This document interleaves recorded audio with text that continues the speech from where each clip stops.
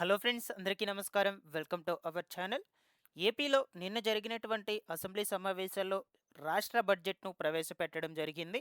ఇందులో ముఖ్యంగా వ్యవసాయ రంగానికి సంబంధించి దాదాపుగా 12,000 కోట్ల రూపాయలను కేటాయింపు చేశారు. మనము ఈ వీడియోలో అన్నదాత సుఖీభవ పథకం గురించి అయితే డిస్కస్ చేసుకుందాం. అయితే ఈ పథకానికి సంబంధించి ఈ 2026, 2027 సంవత్సరానికి సంబంధించి 6,600 కోట్ల రూపాయల బడ్జెట్ను కేటాయింపు చేయడం జరిగింది. ఇక 2025 సంవత్సరానికి సంబంధించి ఇంకా మూడవ విడత పెండింగ్‌లో అయితే ఉంది. ఈ మూడవ విడత కింద నిధులను విడుదల చేసేందుకు తాజాగా ప్రభుత్వం విడుదల తేదీలను కూడా ఫిక్స్ చేసింది. అయితే ఏ తేదీ నుంచి ఈ అన్నదాత సుఖీభవ పథకం కింద వచ్చేటువంటి మూడవ విడత డబ్బులనేది మీకు బ్యాంకు ఖాతాలకు జమ చేస్తారు. అలాగే ముందుగా ఏ రైతుల బ్యాంకు ఖాతాలకు జమ కావడం జరుగుతుంది. ఈ డబ్బులు పడాలి అంటే ముఖ్యంగా ఏమేమి పనులు చేసుకోవాలి? ఓకేనా? ఈ వివరాలు అన్నిటి గురించి క్లియర్‌గా చెప్తాను. అండ్ దీంతో పాటుగా మనకు రాష్ట్ర ప్రభుత్వం ఇచ్చే దాంతో పాటుగా కేంద్ర ప్రభుత్వం నుంచి వచ్చేటువంటి పీఎం కిసాన్ పథకం 22వ విడత నిధుల విడుదల తేదీలు కూడా వచ్చాయి. ఈ 2 కలుపుకొనైతే మనకు యాక్చువల్‌గా ప్రతి విడతకు సంబంధించి అయితే నిధులనేటువంటివి విడుదల చేస్తూ ఉన్నారు. ఈసారి కూడా ఈ 2 పథకాలను కలుపుకొనే డబ్బులనేది మీకు విడుదల చేస్తారు కాబట్టి పీఎం కిసాన్ పథకానికి సంబంధించి కూడా కొంచెం బ్రీఫ్‌గా ఈ వీడియోలో తెలుసుకుందాం. వీడియోనైతే తప్పకుండా ఎండ్ వరకు చూడండి. ఫైనల్‌గా మీకేమన్నా డౌట్ ఉన్నట్లయితే కామెంట్ సెక్షన్‌లో కామెంట్ చేసి అడిగినట్లయితే నేను వెంటనే రెస్పాండ్ అయితే అవుతాను. ఫస్ట్ టైం ఛానల్ చూసేటువంటి వాళ్ళందరూ కూడా ఛానల్‌ని సబ్స్క్రైబ్ చేసుకొని పక్కనే ఉన్నటువంటి బెల్ ఐకాన్‌ని క్లిక్ చేసి ఆన్‌లో అయితే పెట్టుకోండి. ఒకసారి టెలిగ్రామ్ ఛానల్‌ని కూడా విజిట్ చేయండి. అందులో కూడా జాయిన్ అయితే అవ్వండి గైస్. ఈ వీడియో మీకు నచ్చినట్లయితే లైక్ చేసి ఇన్ఫర్మేషన్ అందరికీ షేర్ చేసేయండి. లేట్ చేయకుండా టాపిక్‌లో గనుక వచ్చేసినట్లయితే ఏపీలో నిన్న జరిగినటువంటి అసెంబ్లీ సమావేశాల్లో రాష్ట్ర బడ్జెట్‌ను విడుదల చేయడం అయితే జరిగింది. ఇందులో ప్రత్యేకించి మనకు వ్యవసాయ రంగానికి దాదాపుగా 12,000 కోట్ల రూపాయలు పైబడే బడ్జెట్ అనేది కేటాయింపు చేయడం జరిగింది. ఓకేనా? మనం ఈ వీడియోలో డిస్కస్ చేసుకునేది అన్నదాత సుఖీభవ పథకం అన్నమాట. సో, దీనికి సంబంధించి ప్రత్యేకించి అన్నదాత సుఖీభవ పథకానికి 6,600 కోట్ల రూపాయలను కేటాయింపు చేసున్నారు.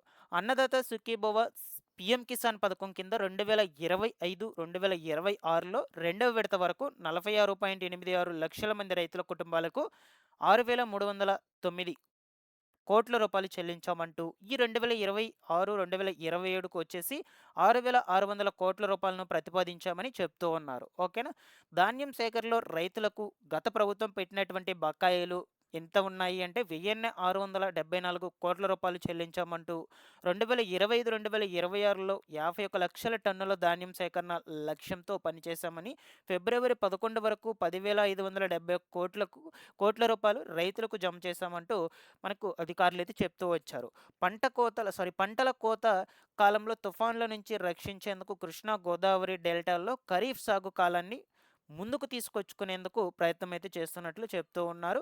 వ్యవసాయ యాంత్రీకరణకు దాదాపుగా 139 కోట్ల రూపాయలనైతే ప్రతిపాదించామని చెప్తూ ఉన్నారు. విత్తన రాయితీకి వచ్చేసి 240 కోట్లు, అలాగే ఎరువులు బంపర్ స్టాక్ నిర్వహణకు వచ్చేసి 40 కోట్లు, ఇంటిగ్రేటెడ్ అగ్రి ల్యాబ్ నిర్వహణకు వచ్చేసి 4 కోట్ల రూపాయలను కేటాయించినట్లు చెప్తూ ఉన్నారు. పంటల బీమా పథకం అమలుకు 250 కోట్లు, వడ్డీ లేని రుణాలకు మరొక 250 కోట్లు.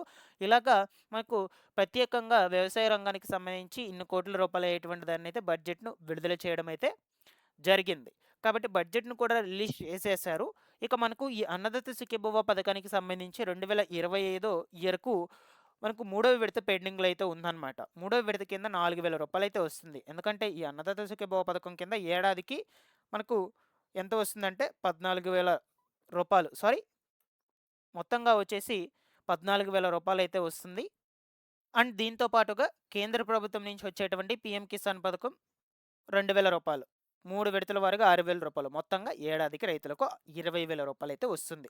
ఇక ఈ 2025 ఇయర్‌కు సంబంధించి పీఎం కిసాన్ పథకం నిధులకు సంబంధించి ఒక విడత పెండింగ్‌లో ఉంది. అలాగే అన్నదాత సుఖీభవ పథకానికి సంబంధించి కూడా ఒక విడత, మూడో విడత పెండింగ్‌లో అయితే ఉన్నాయి. ఈ 2 పథకాల కింద మొత్తంగా 6,000 రూపాయలను ఈ నెల 20, 21, 22 తారీఖుల్లో రైతుల ఖాతాలకు విడుదల చేసే విధంగా అయితే చూస్తున్నారు. ఎందుకంటే ఆల్రెడీ మనకు బడ్జెట్‌ను కూడా కేటాయింపు చేసి రిలీజ్ చేయడం జరిగింది.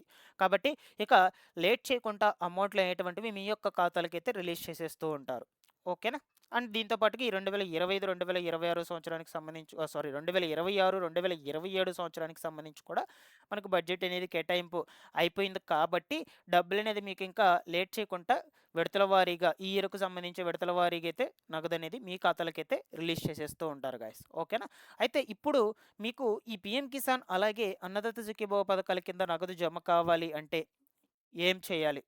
ఫస్ట్ వచ్చేసి పీఎం కిసాన్ పథకం నిధులు ఎవరికైతే జమ అవుతాయో రూ. 2,000 అన్నదాత సుఖీభవ పథకం మూడో విడత రూ. 4,000 కూడా ప్రతి ఒక్కరికి రిలీజ్ అవుతాయి. పీఎం కిసాన్ నిధులు జమ అయ్యే ప్రతి ఒక్కరికి బాగా గుర్తుపెట్టుకోండి. పీఎం కిసాన్ పథకం నిధులు జమ కావాలి అంటే ఫస్ట్ మీరు ఫార్మర్ ఐడి రిజిస్ట్రేషన్ పూర్తి చేయించుకోవాలి.